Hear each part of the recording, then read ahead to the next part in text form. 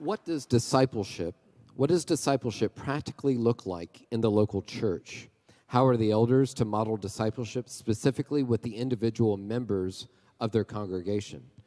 Is the Jesus with his disciples or the Paul-Timothy relationship, are they a practical model of life-on-life, practical discipleship?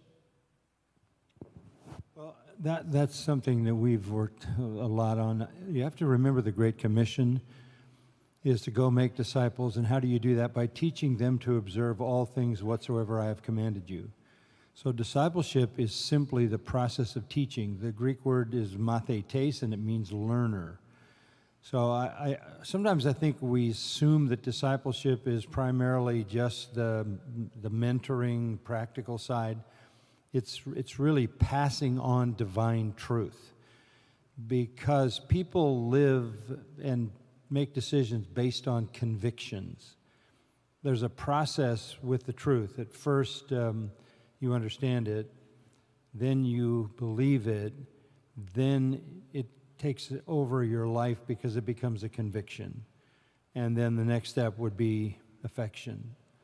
For new believers, first comes understanding, and then comes belief, and then you want to get to the point of conviction, and then you want them to mature to the point of affection.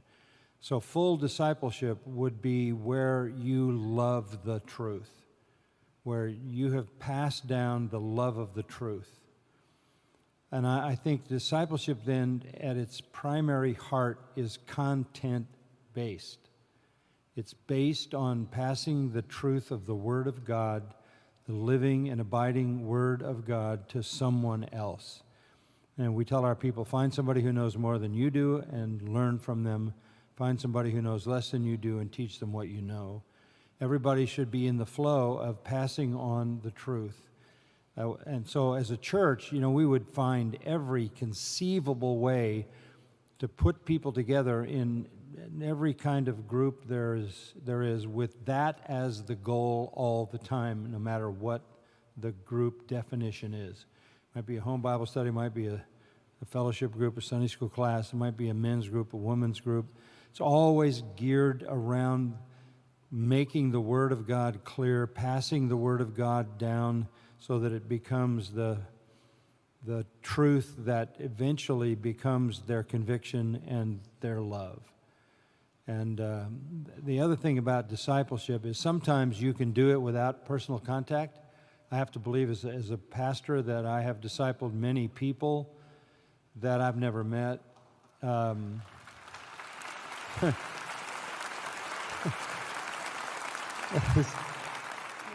were up in Oklahoma City eating at the stockyards. Some guy took us to a cattleman's steakhouse. It's one of those, highfalutin places where the steaks are $7.95. And this waiter's waiting on us. He's a big, burly, oaky guy, and he heard the man who had taken us there, pastor, refer to me as MacArthur. And he said, "Are you John MacArthur?" And I said, "Yes, yeah, I am." "No, what am I doing in this hokey steakhouse in Oklahoma?" Anyway, long story short, his name is Billy Jack. And Billy Jack was so overwhelmed because he came to Christ listening to me preach, and he told me 27 years an alcoholic, and then he's been saved, and he's had no desire for that. He only desires the Word. And then he said, "Could I hug you?" And I'm sitting down in this sunken booth, and he pounced and hugged me. And I thought to myself, this small, encouraging, sweet providence had nothing to do with me knowing him at all, but it did have to do with me passing the truth on to him so that he felt a life connection to me. So it's about the truth, and it's about doing everything you can to put the truth in someone's life. And it's even more powerful and effective if you do know them personally, because you can undergird the truth with how you live. And so it happens when you're not around through the mechanism of the media, but it happens with an even greater intensity when you are life on life. Please subscribe and hit the notification bell for more truth and to spread the light of Jesus Christ.